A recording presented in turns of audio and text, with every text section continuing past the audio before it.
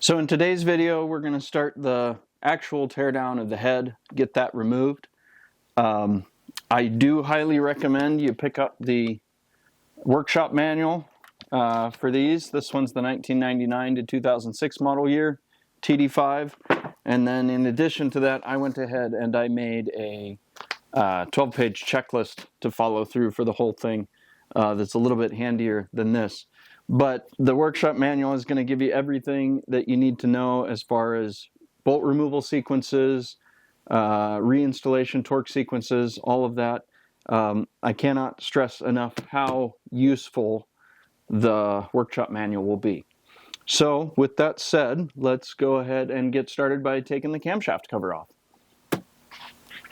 So with the exhaust side all removed and clear, and the intake side all removed and clear and everything in the front, we're going to start going into the engine to get ready to lift the head off and undo everything on the inside. So the first thing we got to do is remove the camshaft cover.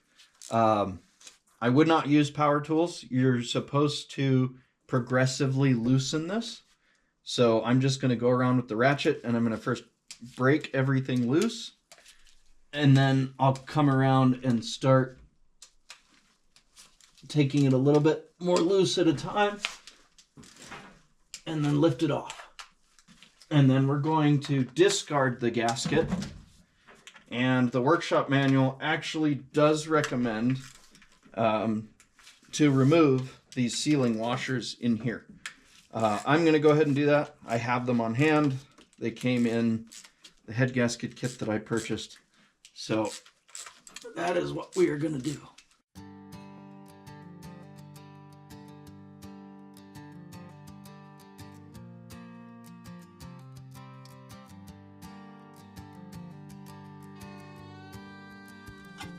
There it is. Oh, come on.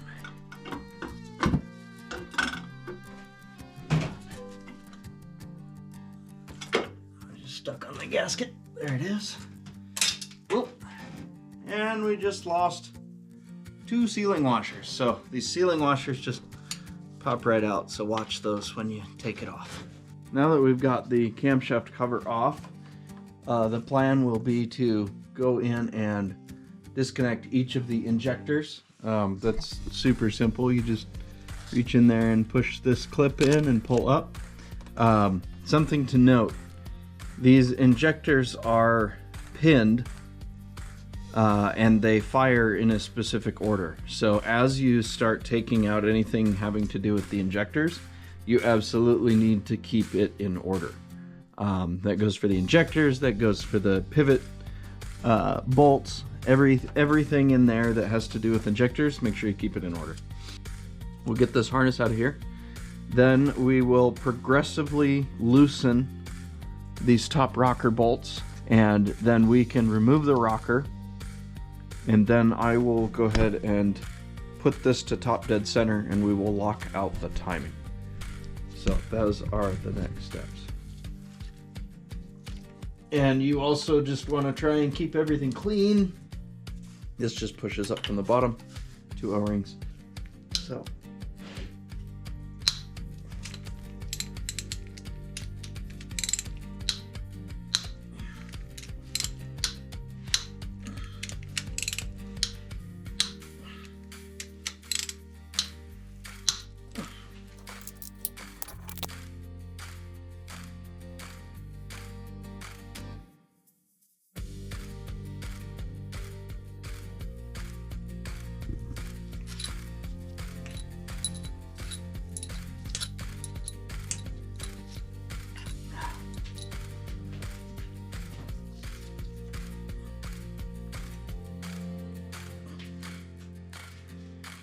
there we go. Rockers are out. You can see the camshaft.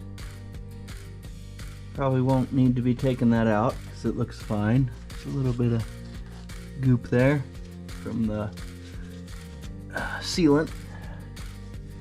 So yeah, eventually we'll have to take these pivot bolts out. So it's that pivot fork that holds down the injector there. So what we can do now rotate this guy to top dead center, and then I'm going to drop, this is the timing lock pin. So once we get top dead center, we're just going to rotate it around. There will be 2 colored links that show up here, and then there will be a dot somewhere on this sprocket. And when the dot is in between the 2 colored links, that means you're at top dead center, and you should be able to drop the lock pin into this hole. And that tool looks like this. So there's 2 locks that you need to put in. One goes in up here, straight there like that, and the other one is going to go down below and lock out the flywheel in the bell housing. Let's go ahead and start cranking this thing.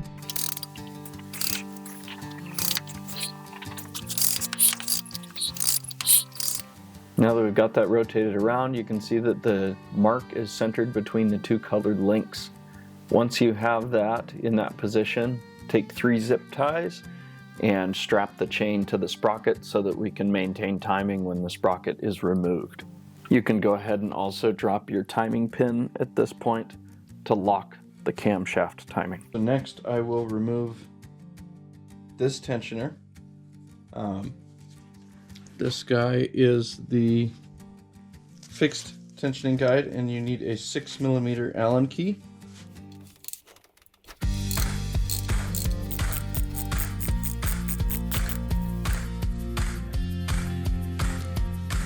Like that. Then I'm going to go ahead and pull this sprocket cover off. You don't want to damage the face of the aluminum. And mine actually has a little tiny notch, so either someone's been in there before or they put a little pry notch in here. And so I should be able to get in there and just gently pry this out. And you're going to want to replace the O-ring. I've got a whole new one that came with an O-ring seal, so I'll just replace it. And then in there you have the 3 sprocket bolts that we're going to take off. Those sprocket bolts are 13s, I think. Yes, and with everything fixed in place, this should come right out.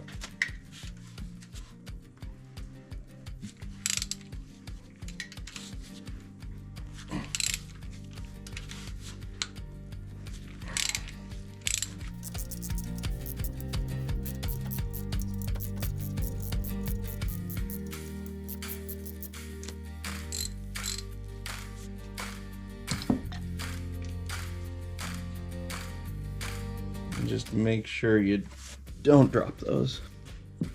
Okay. All right, with those off, we should be able to just shimmy that out. And it should be able to just sit down there a little bit.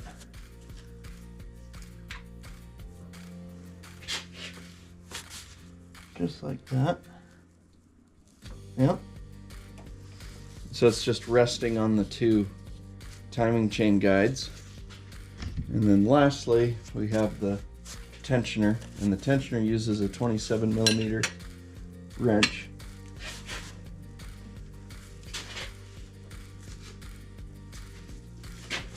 Just needs to come undone.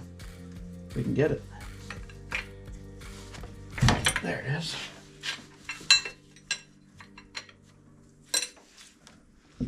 And that is this one right here. So that just comes right out.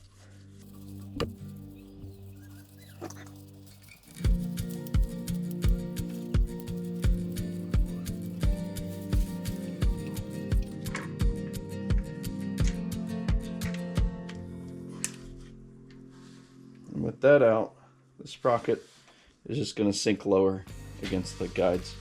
So there's your tensioner. Yeah, that feels all right. Maybe a little dead spot in there. You will take the sealing washer off and discard that and get rid of it. So we can clean that up and put that aside.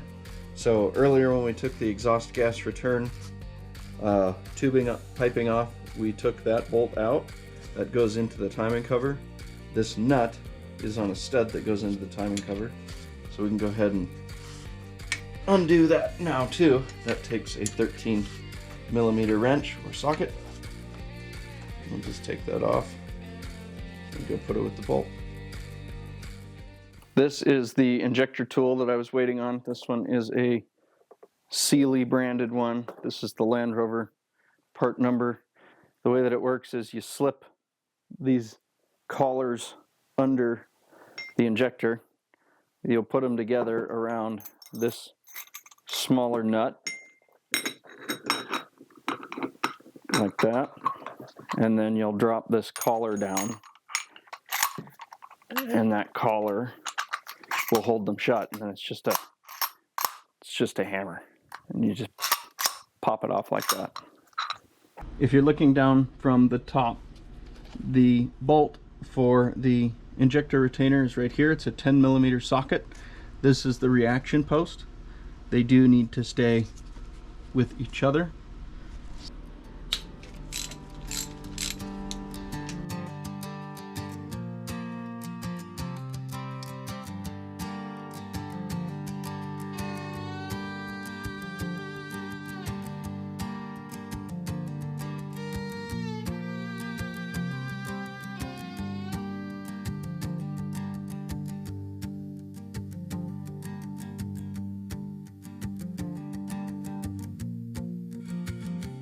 Another thing to note with the injector pullers is that the cam lobes need to be out of the way. So for example, this one and this one, I will not be able to pull here. I'll have to do it once I take this out, take the head off, because I don't want to move my timing right now. But these three are clear. The cam lobes are out of the way, so we will be able to get those out.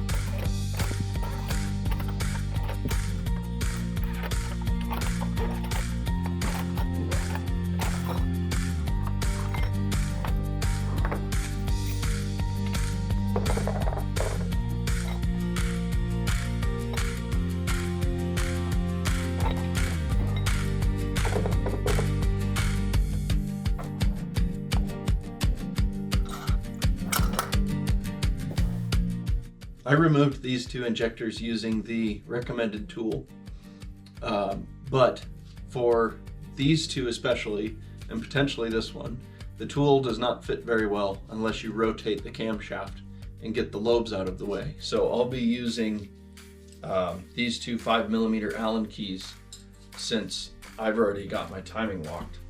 And you just take these keys and reach down in there and just pry it upwards ever so slightly. And it doesn't take a whole lot. And then there it is, just like that.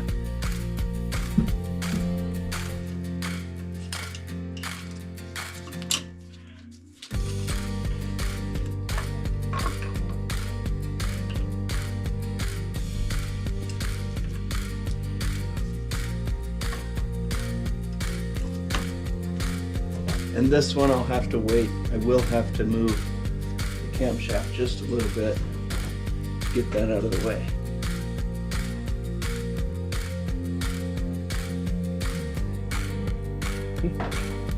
Injectors removed, we can climb under the truck with our flywheel timing lockout tool, and we can remove the plug that will give us access to the flywheel to lock out the timing of the block rotating assembly at top dead center prior to head separation. So when you take that off, you should be able to see there's a kind of a gap right there, and that's what we need to get the tool into. So we're just aligning. There is the notch. You can kind of see there where I wasn't aligned yet and I hit it. Not a big deal. I just aligned it with that, with a 1/4 inch extension. Just stuck it in the hole and kind of shifted it over. And then just threads right in. It does take some effort to get it threaded in, but once it's in position, it will bottom out. There we go.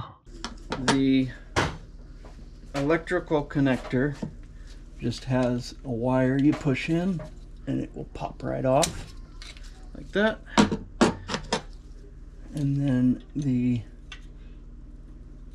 this diesel hose has a press fit, so that'll come right off. And then this last one we have to unscrew, and that is a 14mm wrench. And that's off like that. There we go. That is free. Cool. So, I've been cleaning the oil out. They're soaking that up. So these will get my dirty rags out. And then we will go ahead and start taking the stretch bolts out. Now that the fuel regulator has been disconnected, we have to take off the head bolts. There are 12 of them, and there is a sequence. So you're supposed to progressively loosen them. And I'll throw the sequence up on the screen, but I'm just going to do a 90-degree rotation until they are all loose.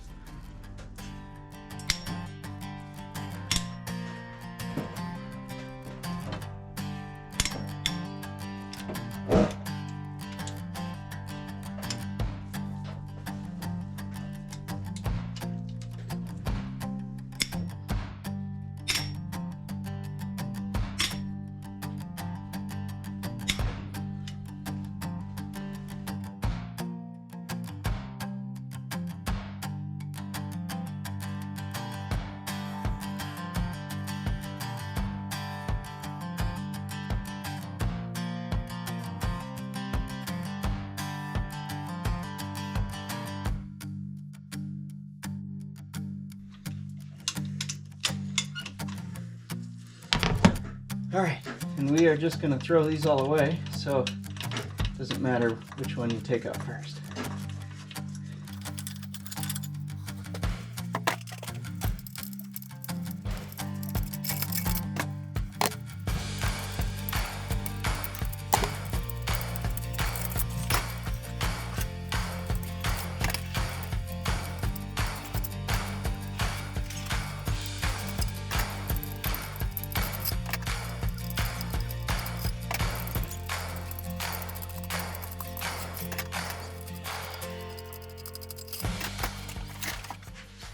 All right, with that done, I'm ready to roll the truck back. I'll get the engine hoist in here. We'll pick it up. It'll come off those guide pins, and we can see if it's the head that warped or if those guide pins shifted or what we've got going on. I gotta clean up a little bit before we do that.